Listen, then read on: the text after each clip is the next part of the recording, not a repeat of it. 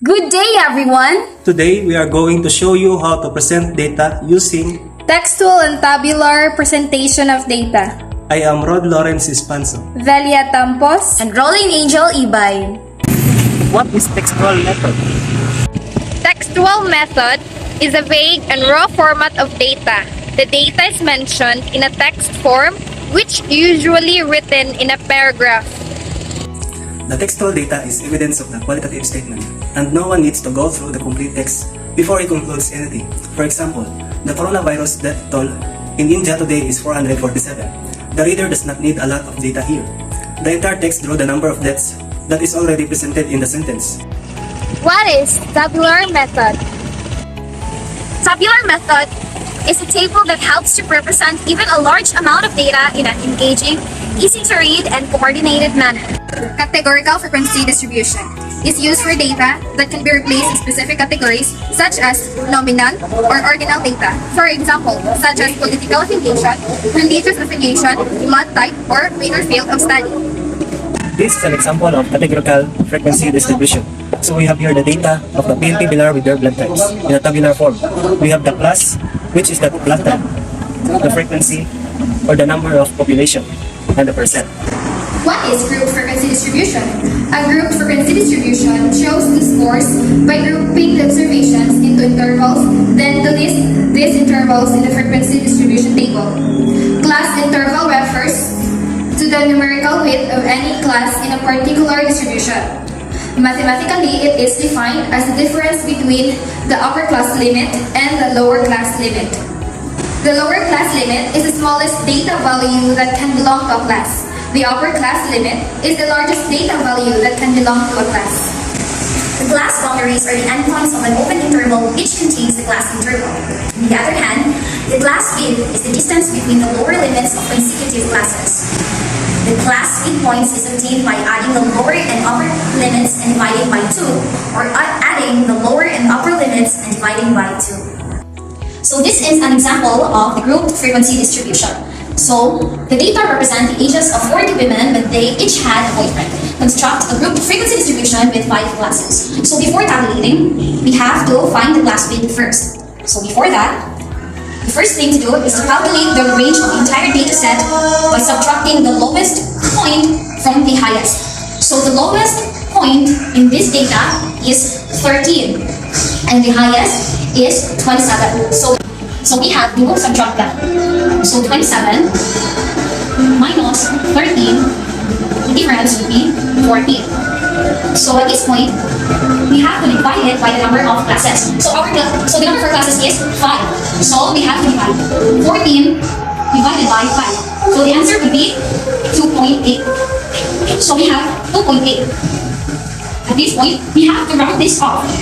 So 2.8 equal to 3.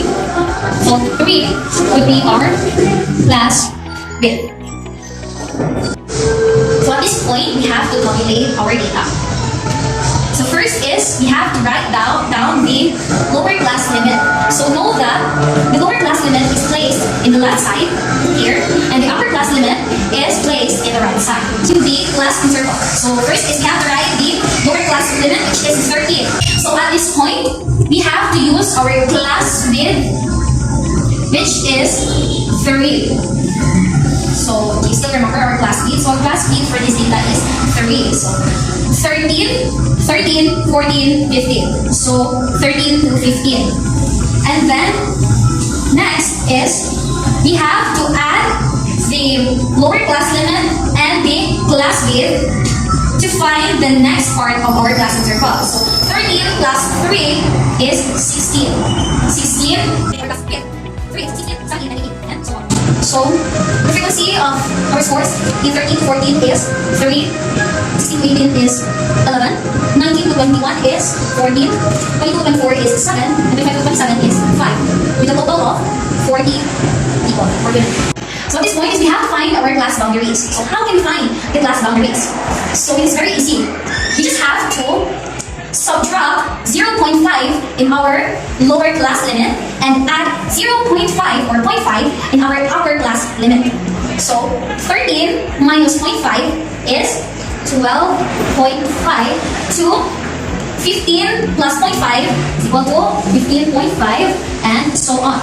Into the 15.5 to 18.5, 18.5 to 21.5, 21.5 to 24.5, then 24.5 to 27.5. So lastly is we have to find the class midpoint. So how can we find the class midpoints? So it is very easy also. So we just have to add the lower class boundaries and the upper class boundaries and divide by 2, or the other way around. We add the upper class limit to the lower class limit and then divide by 2. So 12.5 plus 15.5 divided by 2 is 14.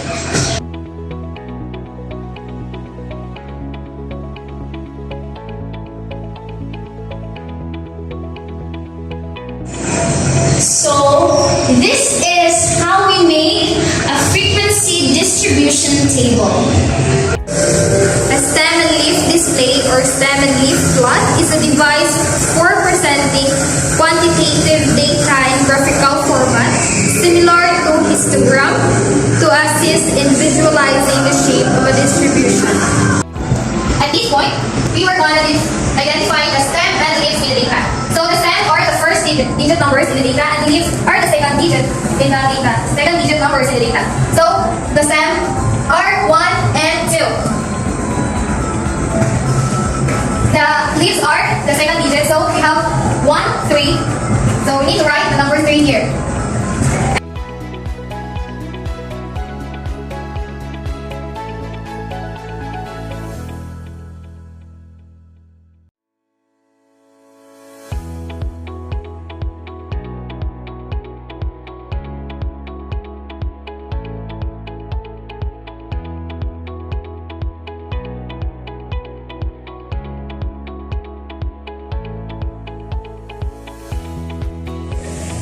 So this is the end of our video tutorial about organizing and presenting data using Textual and tabular method.